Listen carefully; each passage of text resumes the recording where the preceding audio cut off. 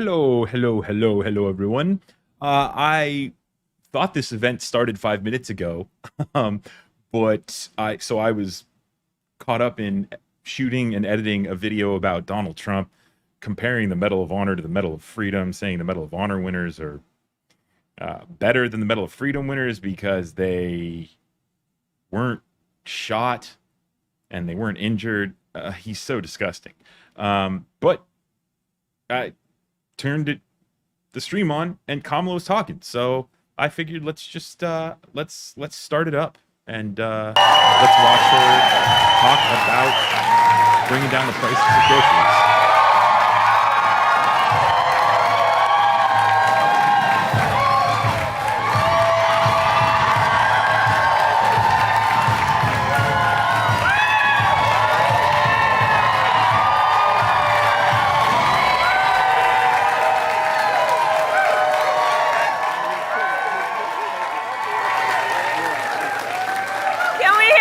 Hey, Maple. Hey, Jerm.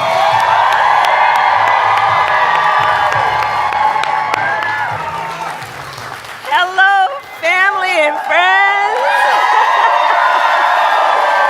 Oh, it's good to be back in North Carolina. Oh, it's good to see everyone. Thank you. Oh, it's good to see everyone. Good afternoon, everyone. Please have a seat if you have a seat. Please have a seat. Mike D, I have to tell. So Mike D's Barbecue. Let me tell you one of the biggest fans of Mike D's Barbecue.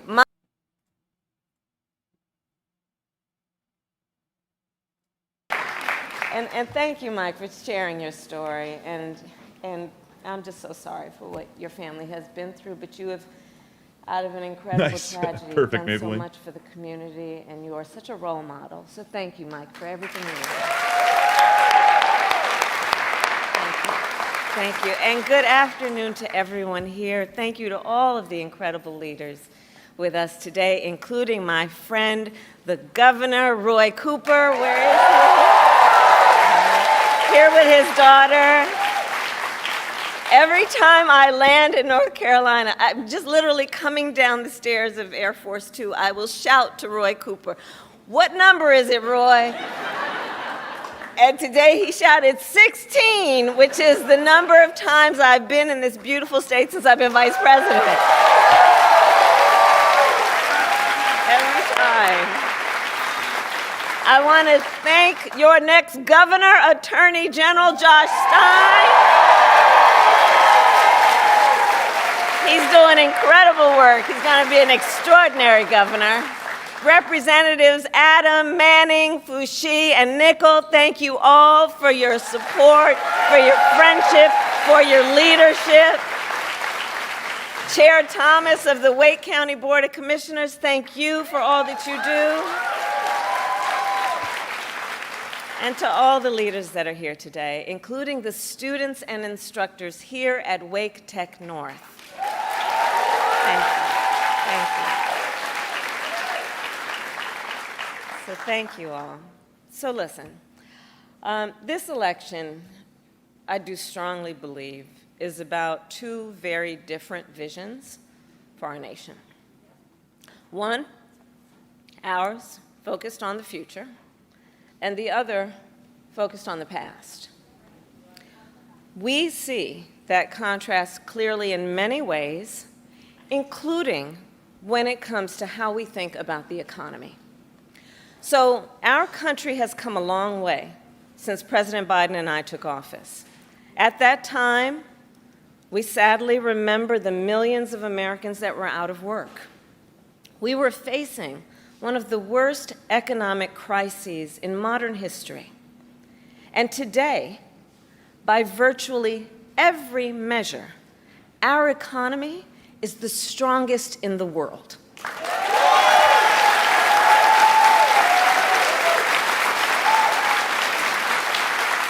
We have created 16 million new jobs. We've made historic investments in infrastructure, in chips manufacturing, in clean energy. And new numbers this week alone show that inflation is down under 3%.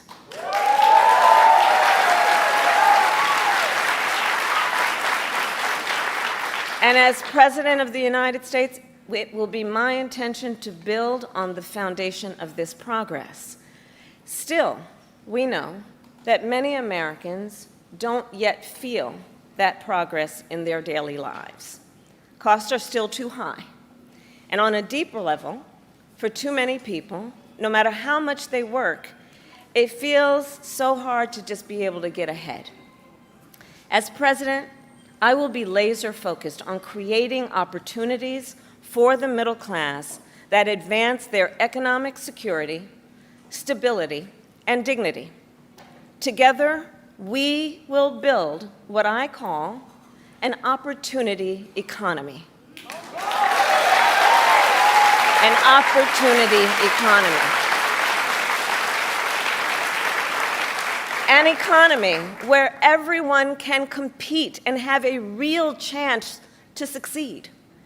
Everyone, regardless of who they are or where they start, has an opportunity to build wealth for themselves and their children, and where we remove the barriers to opportunity so anyone who wants to start a business or advance their career can access the tools and the resources that are necessary to do so.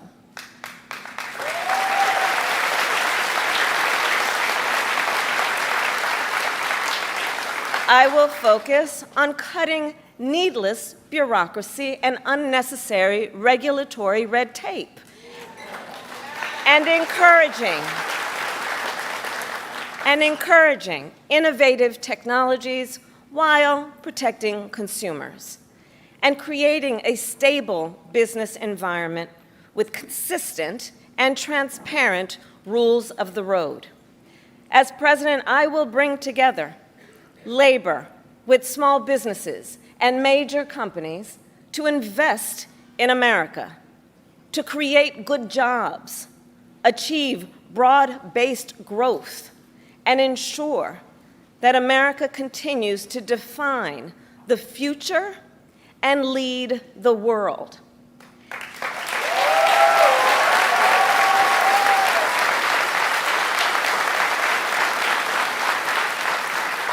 And key to creating this opportunity economy is building up our middle class.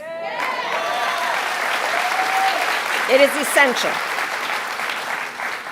The middle class is one of America's greatest strengths. And to protect it, then, we must defend basic principles, such as your salary should be enough to provide you and your family with a good quality of life.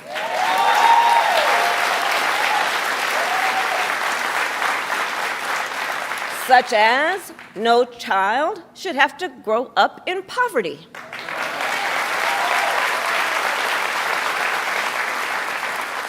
Such as after years of hard work, you should be able to retire with dignity. And you should be able to join a union if you choose. Building up the middle class will be a defining goal of my presidency, because I strongly believe when the middle class is strong, America is strong.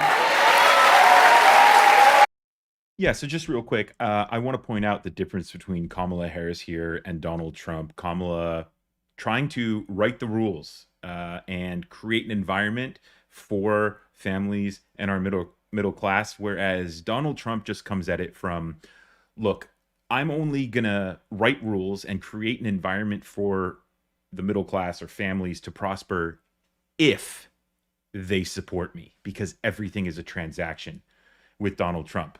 Kamala here, she's able to look at it from the broader view and to understand that all Americans need those protections.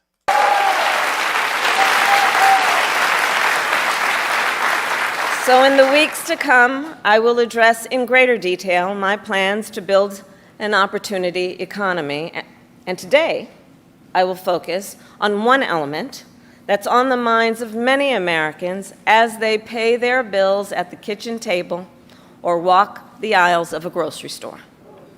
And that is lowering the cost of living.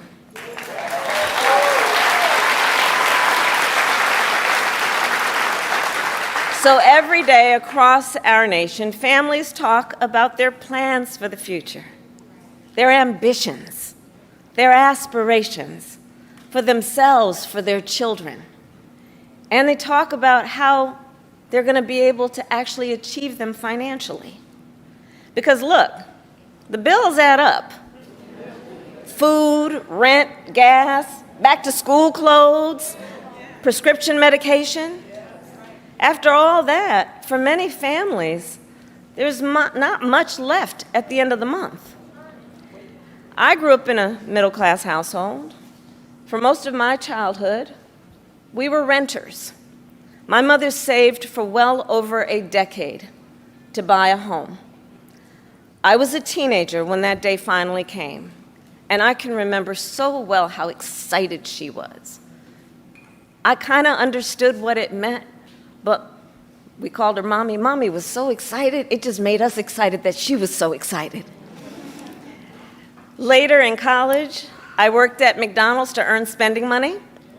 Well, some of the people I worked with were raising families on that paycheck. They worked second or even third jobs to pay rent and buy food. That only gets harder when the cost of living goes up. When I am elected president, I will make it a top priority to bring down costs and increase economic security for all Americans. As president, I will take on the high costs that matter most to most Americans, like the cost of food. We all know that prices went up during the pandemic when the supply chains shut down and failed. But our supply chains have now improved, and prices are still too high. A loaf of bread costs 50% more today than it did before the pandemic. Ground beef is up almost 50%. Many of the big food companies are seeing their highest profits in 2 decades. And while many grocery chains pass along these savings, others still aren't. Look, I know most businesses are creating jobs, contributing to our economy, and playing by the rules. But some are not. And that's just not right. And we need to take action when that is the case.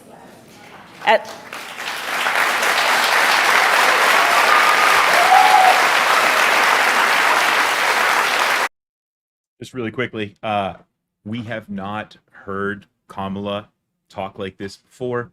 She keeps getting hit by Fox News and these Republicans and MAGA that she's saying the same thing over and over again, yada, yada, yada. Well, this is new, and it's fantastic. Give it up for Kamala, guys. Absolutely killing it. As Attorney General in California, I went after companies that illegally increased prices, including wholesalers that inflated the price of prescription medication, and companies that conspired with competitors to keep prices of electronics high. I won more than $1 billion for consumers.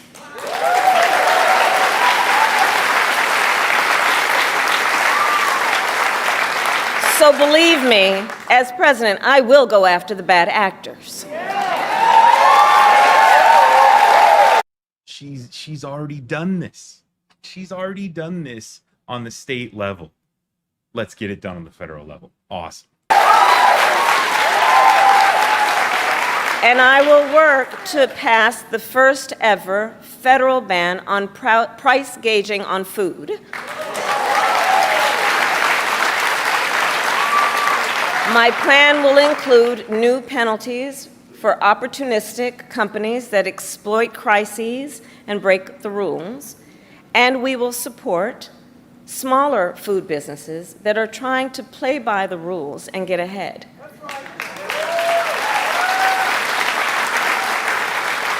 We will help the food industry become more competitive because I believe competition is the lifeblood of our economy. More competition means lower prices for you and your families.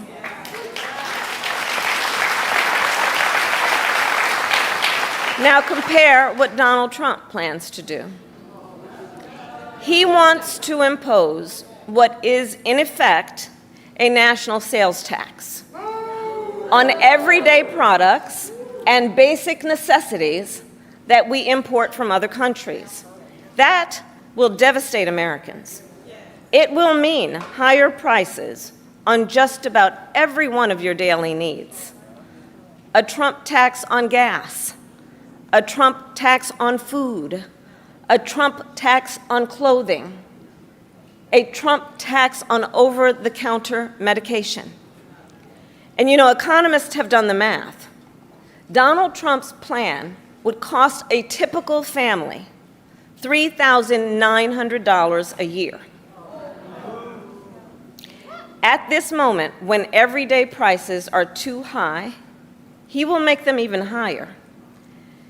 As president, I'll take on the issue of the cost of health care. As Attorney General, I took on insurance companies and Big Pharma and got them to lower their prices. And together with President Biden, we've gone even further. We capped the price of insulin at $35 a month, and the total cost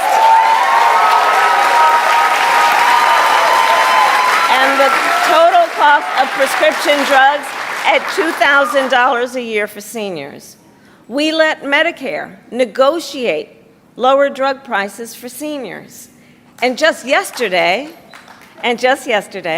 we announced that we are lowering the price by up to 80% for 10 more life-saving drugs.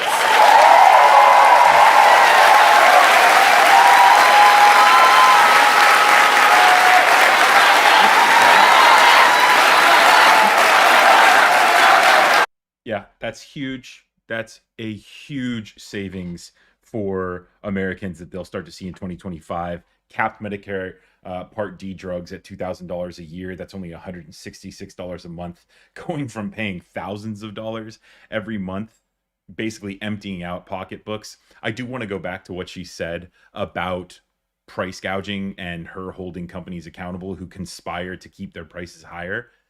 Just her saying that, I guarantee that we're going to start to see prices of certain items drop in grocery stores just because of this speech. So the power of words is very real, folks. And I pledge to continue this progress. I'll lower the cost of insulin and prescription drugs for everyone with your support, not only our seniors.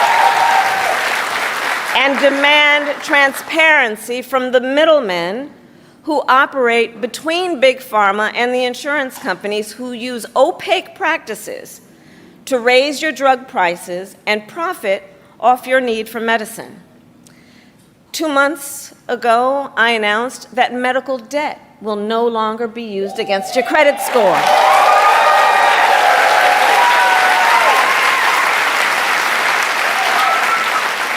And I will work as president with states like here in North Carolina, Roy Cooper, thank you again, to cancel medical debt for more and more, millions more Americans.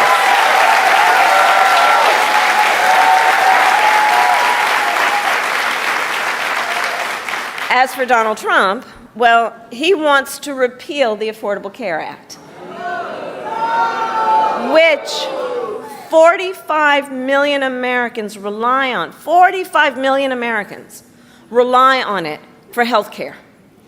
That would take us back to a time when insurance companies could deny people with pre-existing conditions. We all remember what that was. And we're not going back.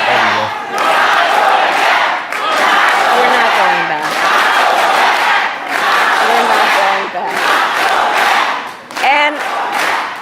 And remember, and this is why we're not going back, because we do remember, he tried to cut Medicare every year he was president, threatening a program that tens of millions of seniors count on. And according to his Project 2025 agenda, he intends to undo our work to bring down prescription drugs, the cost of prescription drugs, and insulin costs. Well, we've come too far to let that happen.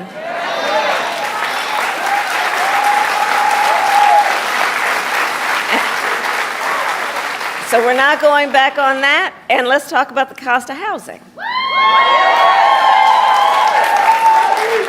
So now, the housing market can be complicated, but look, I'm not new to this issue.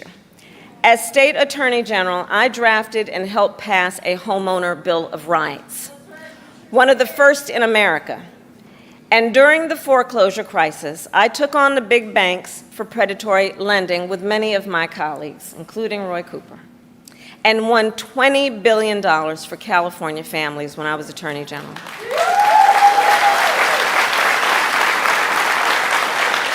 So I know how to fight for people who are being exploited in the housing market.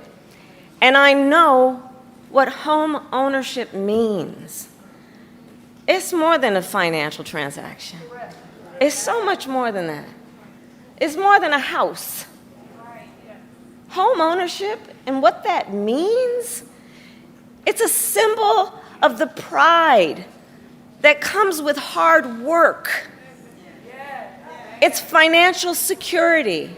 It represents what you will be able to do for your children.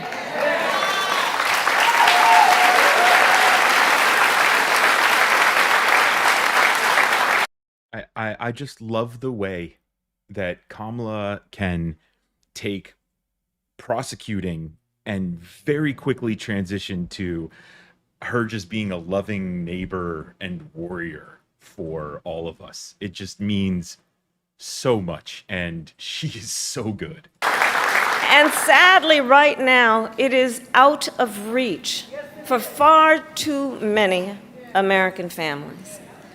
There's a serious housing shortage. In many places, it's too difficult to build, and it's driving prices up. As president, I will work in partnership with industry to build the housing we need, both to rent and to buy. We will take down barriers and cut red tape, including at the state and local levels.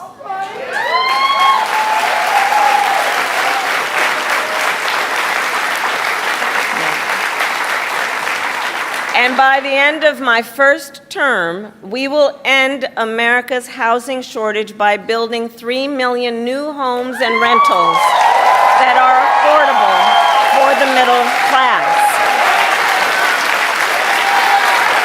And we will do that together.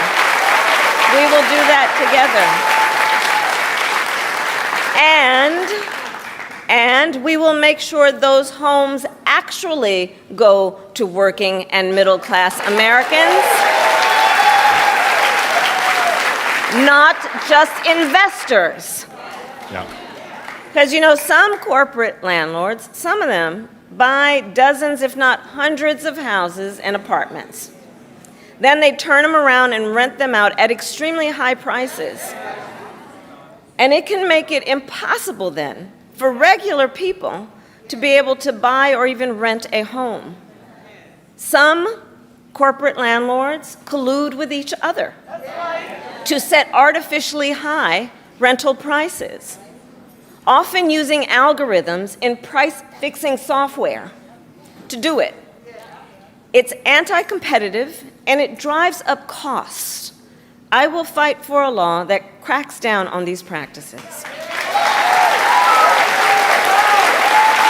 So I'm just kind of like racking, just thinking about all this. Like the fact that there is so much abuse and fraud and collusion and conspiring taking place, it is so important that Kamala gets the House and gets the Senate so that we can actually have hearings on all of this, because the more that we have Congress going out there and finding and exposing these problems, the easier it's going to be for Kamala to get this work done and to fight back against these corporate landlords, against the groceries, the grocery prices, it is just another reminder that we need the Senate and we need the House.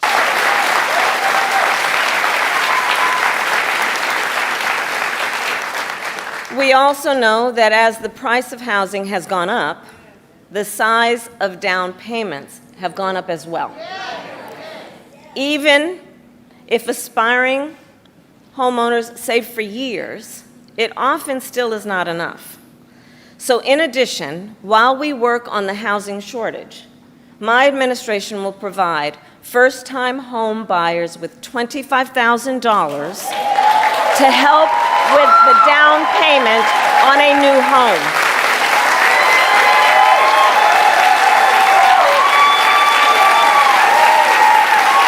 We can do this. We can do this. All to help more Americans experience the pride of home ownership and the financial security that it represents and brings. So that's my plan. But here's what Donald Trump would do. If his Project 2025 agenda is put into effect, it will add around $1,200 a year to the typical American mortgage. He's got it backward. We should be doing everything we can to make it more affordable to buy a home, not less.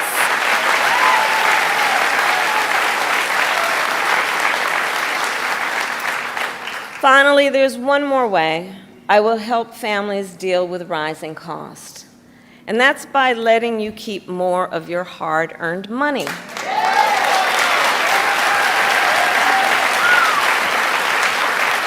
Under my plan, more than 100 million Americans will get a tax cut, and we will do this by restoring 2 tax cuts designed to help middle-class and working Americans: the Earned Income Tax Credit and the Child Tax Credit.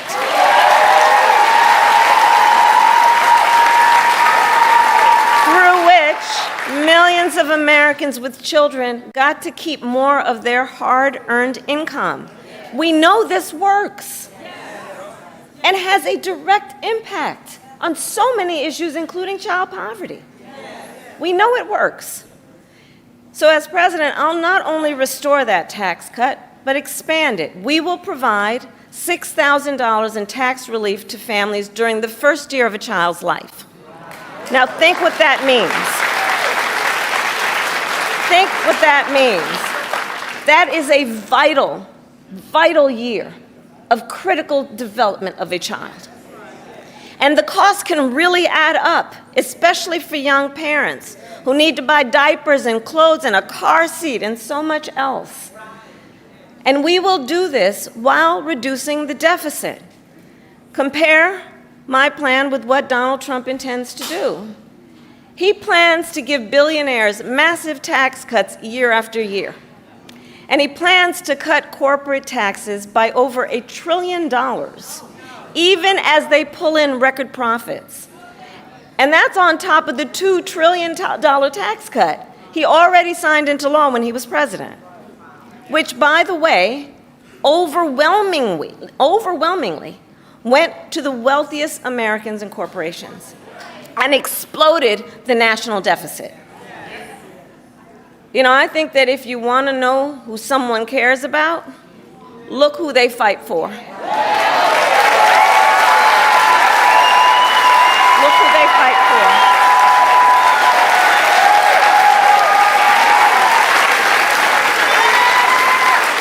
Donald Trump fights for billionaires and large corporations. I will fight to give money back to working and middle-class Americans.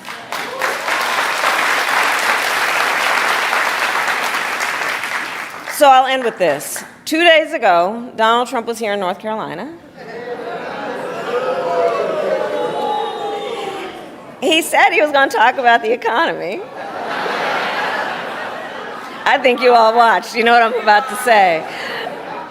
But he offered no serious plans to reduce costs for middle-class families. No plan to expand access to housing or health care. And that, actually, I think for most of us, was not surprising. Because we already know his plans. We know the Project 2025 agenda.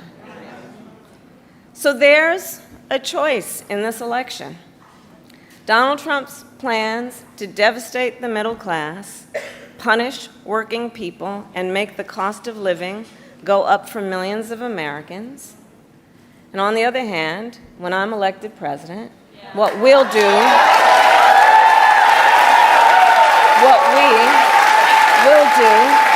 to bring down costs, increase the security and stability financially of your family, and expand opportunity for working and middle class Americans.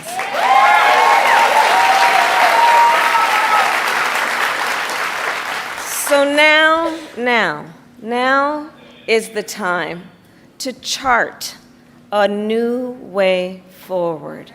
Now is the time to chart a new way forward, to build